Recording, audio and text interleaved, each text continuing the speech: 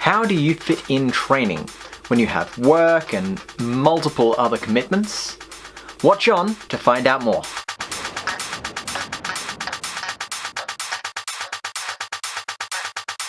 Hi, I'm Will. Welcome to Iron Will, your channel to find out tips, tricks, and experience in triathlon, endurance, and multi-sport events and training. I work a lot, and I have plenty of extra work sort of activities on the side. Fitting in triathlon training isn't the easiest for me to do, but somehow I have been able to manage to do it. In my typical week, I have a full-time job, so that's 40 hours, or technically 38 hours with reasonable additional hours. I also work as a bartender on Saturday nights. I teach Kung Fu on Saturday mornings, and I try to get to Kung Fu classes on Tuesday nights and or Thursday nights. Hint, I don't like things to be dull. So where do I fit training in?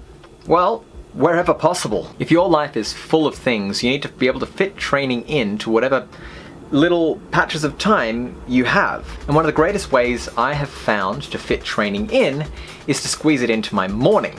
That way I can always get up a little earlier, get the training done, get it out of the way before work. Another benefit to getting the training done in the morning is that it gets your blood pumping, it gets you awake, it makes you work better during the day. Another benefit of working out in the morning is, especially for myself, I find that when I work out in the morning, it's easier to do the exercise than it is to work out in the evening.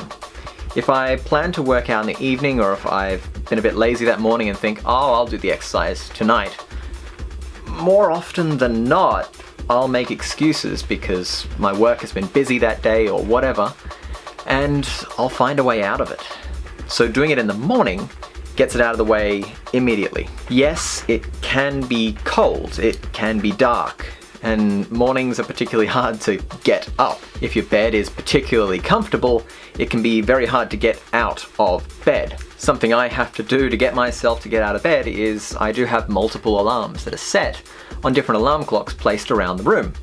So I might have one on one side of the room near my bed, and one on the complete other side of the room, so that when that one goes off, I actually have to get up, walk over to that alarm, turn it off, and by that point, I'm now already up. I might as well just keep going. Another way that I try and fit exercise in, especially cycling and sometimes running, is to combine it with my commute. So if I can cycle to work, that's a 15-kilometer cycle that I've now gotten out of the way. Or if I want to run, I might run to the train station, catch the train, then run from the train station to work. That gives me 5 kilometers total running. This way you don't have to block out dedicated time for commute and driving to work. You can combine that with your exercise, and that means you don't have to do as much dedicated specific exercise time during the week. Or if you still want to do all of your dedicated exercise time during the week, you can. And you can use this as a chance to spin your legs out. And unless your workplace is near a waterway that is clean and safe, I wouldn't really advocate swimming to work. Your weekends are another great way to find time to do your longer exercises. So if on Saturday morning you get up bright and early, you can get a significant amount of exercise done before you need to do anything else on the Saturday. I try to, as often as possible, get up nice and early and go for a group ride on the Saturday morning. This takes me from about 6 a.m. till about 9:30 a.m. Right in time for my 10 o'clock Kung Fu training. My Sunday is normally a particularly big day, so I work as a bartender on Saturday night, finishing at about midnight quite often. So I normally get up at about 8 a.m. on the Sunday morning, go for my massive ride, massive run, and get that out of the way. It's a big day, but it's definitely worth it. You really want to get those long distance runs and cycles and swims done if you're going to be doing a long distance event like an Ironman or half Ironman. Another way that you can catch up, especially with your cycling, is to use an indoor trainer.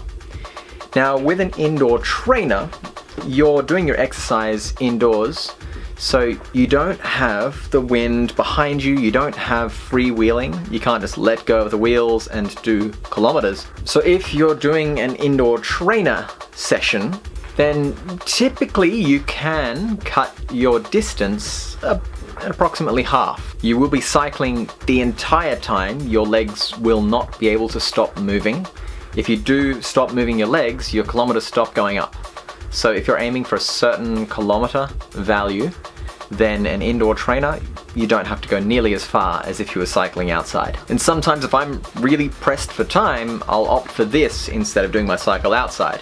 So instead of doing a 3-hour cycle outside, I might do a 1.5-hour cycle inside. So, in summary, exercise, you try and fit it in wherever possible. Really squeeze it into whatever time you have available. If you can combine your exercise with your commute, that's another way to knock out a few Ks. Try and fit your training into the morning rather than the evening, because then it's more likely to get done. It also then wakes you up for the day. And if you're really pressed for time, you can do your cycle indoors and cut the distance by a significant amount, usually around half the distance. How do you fit training in?